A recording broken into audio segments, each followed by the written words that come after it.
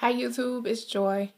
Okay, so today I came on just to talk a little bit. I wanted to talk to y'all about, okay, so remember last week, I don't know if y'all caught a video I did. I had talked about like why I hadn't been, coming on YouTube and doing videos. And I had also mentioned that, partly it was because of, the allergies, the sinus infections and stuff like that I have been getting.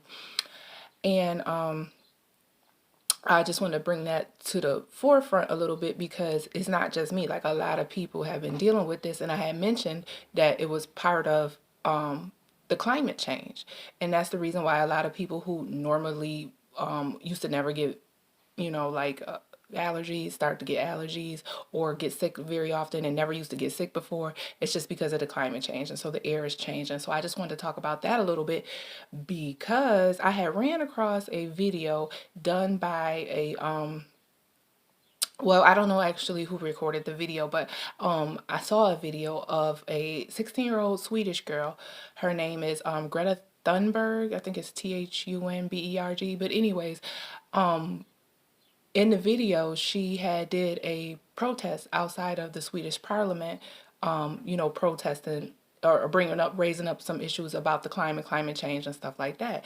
And I was listening to some of the stuff she was like, she had did her research, like she had really did her research. This is totally on point. So if y'all can find that, Google her name or find that video, Greta Thunberg, 16-year-old Swedish girl, she has a lot of information, like, stuff that like I hadn't even been aware of. And I've been following the climate thing for a long time. So, it's just like she was really, about her business on this whole issue. So, check that out. Shouts out to her. But then, I also started doing my own little bit of digging and research too. And so I picked up a book, of course, and it's called Poison Spring, and I was just going through that a little bit. Now that is by E.G. Valianatos and also McKay Jenkins. They both, I think they like collaborated on the book, but yeah, E.G. Valianatos and McKay Jenkins. So and it's Poison Spring, and it's like the secret of like the history of the EPA, which is the Environmental Protective Agency, the protection agency. And what they do is like they protect our air, basically. They protect our air, our water, and everything. The EPA does. And so they approve certain things that can be used, like different chemicals and stuff like that, that can be used so that, we're supposed to be protected from these things that go into the environment that can make us sick. So like it's no secret, like our food has been, you know, affected for years and years and years and years. Our water, our air, and I know it, like recently everybody's been talking about chemtrails and people are like, what the hell are chemtrails? You know what I'm saying? But that's part of it too, because they do approve like certain pesticides to be used, like DDT. That is, God, I forgot the long name of DDT, but that's the stuff they spray. I think it's like di diphenhydrochloroethane or something like that. But DDT, anyways, if you just Google DDT or just look up DDT, it'll come to that long name, and then you'll know what I'm talking about. But anyhow, the DDT though, they spray like when over swampland, marshy lands and stuff like that to like kill off mosquitoes and stuff like that, pests. So but here's how they approve what gets approved and what shouldn't, because like a lot of that stuff, it really shouldn't be approved to be safe to be used at all. But they dilute it so much that they figure, okay, so since it's diluted, this amount can be used, and that's who approves it. The EPA, the Environmental Protection Agency, they're the ones that says, okay, yes, it's a harmful chemical, but when it's diluted, this amount can be used safely to kill off bugs, weeds, whatever, whatever. So anyhow, and how they figure that, it's like parts per million. Like they'll say like so many parts per million, so many parts per billion, ppm, ppb, ppt, parts per trillion.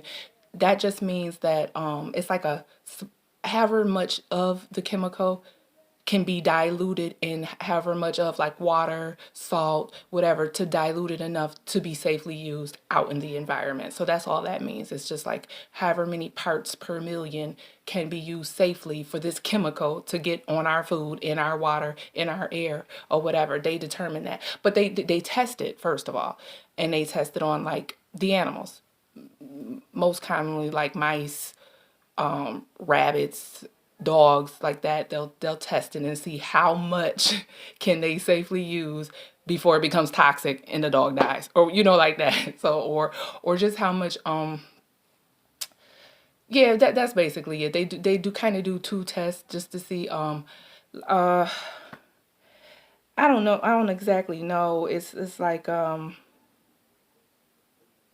what is immediate danger and what is the long term, like what amount can cause immediate danger, like you die instantly or whatever, or how much can be used over a long period of time before you actually start to get sick. And that's how we actually start to get sick, is over the how much can we use over a long period of time. So once they figure it all out, they test it on these animals or whatever, they say this amount is safe, they spray whatever. So like over the last 70 years though, like our water, our food, and air and stuff has been increasingly being more contaminated, polluted, and so that makes that changes the climate change. It changes the air and makes everything different, and that's why we're getting sicker. So like they figured basically like 20,000 or something like that, 20,000 people a year get some kind of lung infection or blood infection from like particles of chemicals that's just in the atmosphere, in the air, or something that they picked up along the way,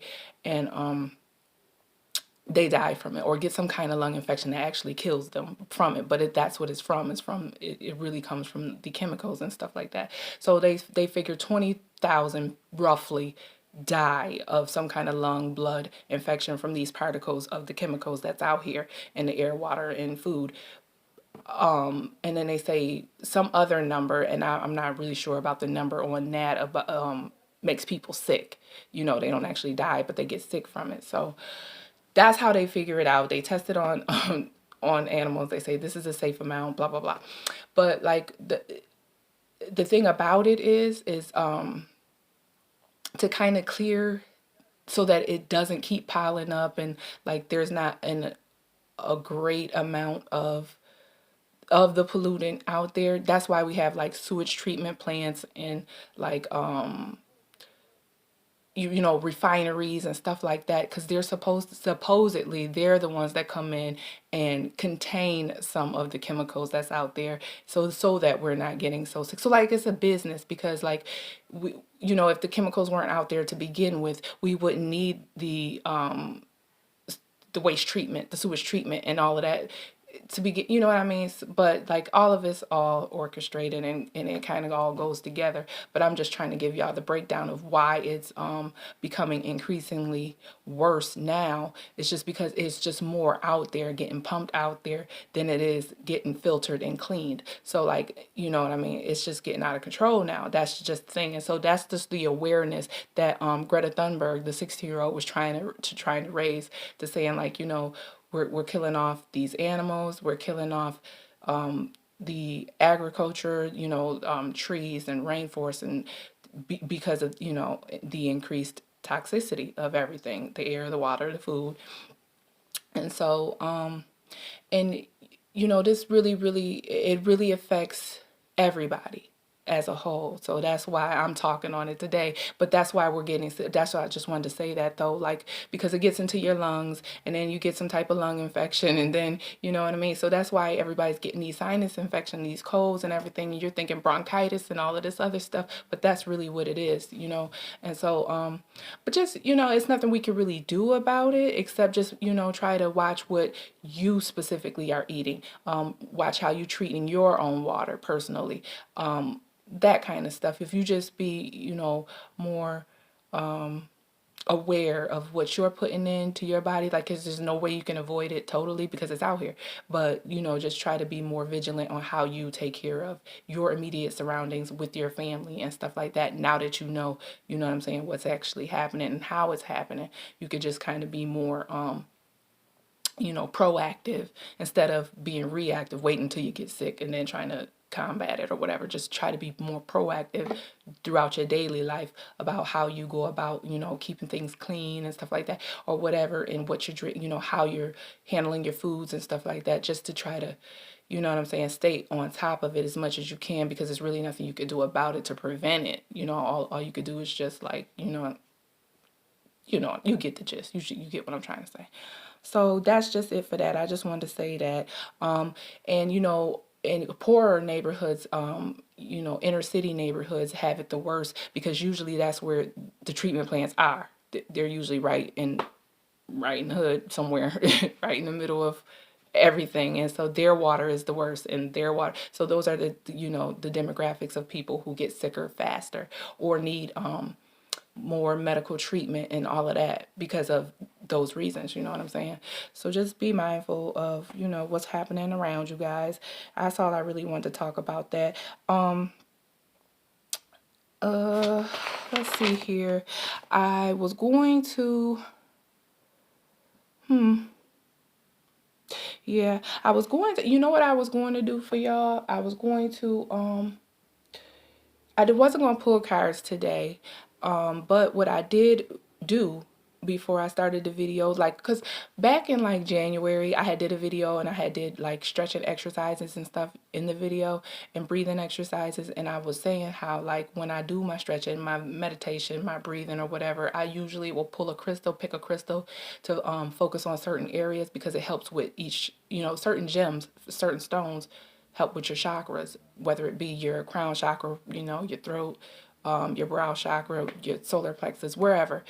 Certain crystals will help heal or whatever those areas, or just, treat them, if you will, if you know what I mean, if you're into that kind of thing. So what I did today was, for people who do use crystal healing and therapy or whatever in their bodies out here that I speak to, that y'all see this, because back in days, like in ancient time, like that's where our gems come from. That was the use of our gems. When you see miners and stuff that mine for different gems and stones and stuff, they were used for these certain purposes, and it got lost over thousands and thousands of years. I don't know how it got lost in translation, that's what we were using gems for, not just bling, and not just to rock in your ears and on your hands and on your neck and stuff like that. No, that's not really what it was for. It was for different healing purposes and that. So anyways, so I did pull one card of a crystal for you guys, and I happened to pick Aquamarine today, because I've never picked them actually for the YouTube channel, and never picked a stone or gave you guys anything to use to meditate on. But for today, I picked Aquamarine, and the Aquamarine is specific to your heart and throat chakra. So if you're having issues with your heart or throat chakra, either healing or either just you know to work on sadness or work on happiness, whatever it is your area of issue is in your heart chakra, this will clear it.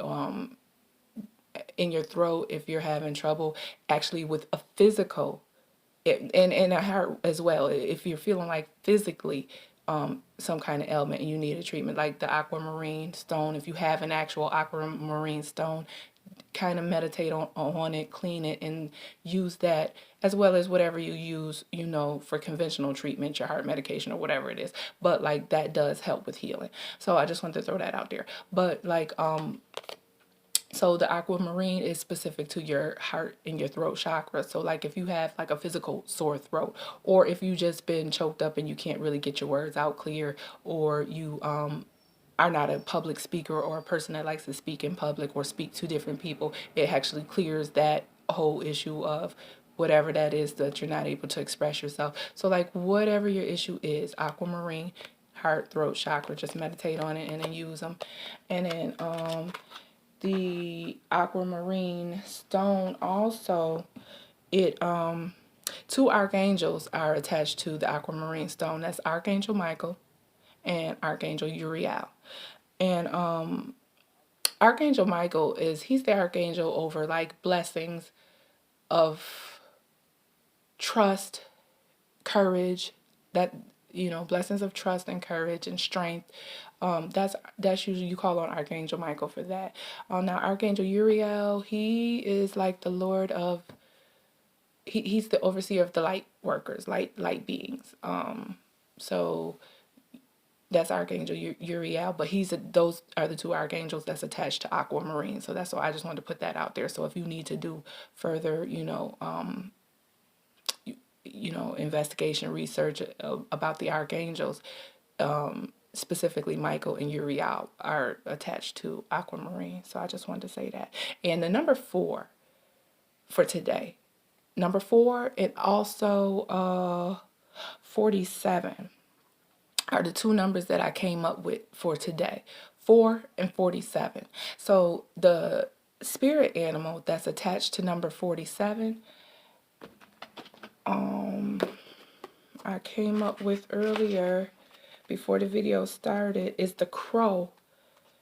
And I don't know what it says about the crow, but I just figured the numbers out. Like I said before, I don't read what the actual message is when I pull for an animal, one of the spirit animals. I just figure out the numbers. So Aquamarine is attached to the number 4 specifically. And the number 47 is just a number that I figured for today. And the spirit animal for that number that I correlated with that number is the crow. So I'm going to read what the crow says for you guys before I jump off of here, because I didn't want to be on too long. I just wanted to come on and, put those quick little messages out there. So let's get to the crow. Okay. 47, the crow. It says, you're on the verge of manifesting something you've been working toward for a while. Be very watchful over the next couple of days for any clear omens or signs that will guide you and teach you. Expect a big change very soon. You've noticed something that's out of balance or an injustice that hasn't been addressed, and it's important to speak up about it. You're about to get a glimpse into some future event that affects you directly. The crow, number 47 for today. You're on the verge of manifesting something you've been working toward for a while. Be very watchful over the next couple of days for any clear omens or signs that will guide you and teach you. Expect a big change very soon. You've noticed something that's out of balance or an injustice that hasn't been addressed, and it's important to speak up about it. You're about to get a glimpse into some future event that affects you directly. And that's the crow. That's your spirit animal for today. Like I said, 4 and 47 are the numbers for today. Number 4 is attached to the Aquamarine. 47 is attached to the crow. And just wanted to talk a little bit about the climate change. So yeah, that's it, guys. I'll probably get back on a little later. I'll do an extended expression, but that's all I really wanted to do for now, is just put those little quick little messages out. So I hope y'all got something from it. I hope it helps. And that's it. Love you. Thank you.